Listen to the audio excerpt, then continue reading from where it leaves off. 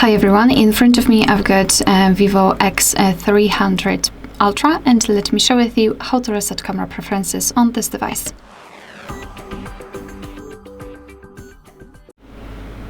So let's begin with opening the camera app. And currently we are in the standard photo mode. However, mode doesn't really matter because we will open general settings.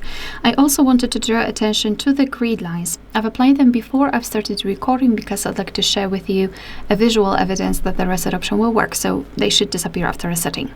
All we need to do now is to open the settings, which are in the right upper corner, and here under this general section we need to scroll all the way down to find restore defaults. Then simply tap on confirm, and as you can see we just got back to the camera itself, and the grid lines are not visible, which means that we just successfully reset camera preferences. Alright, so that will be all. Thank you so much for watching. Please hit the subscribe button and leave the thumbs up.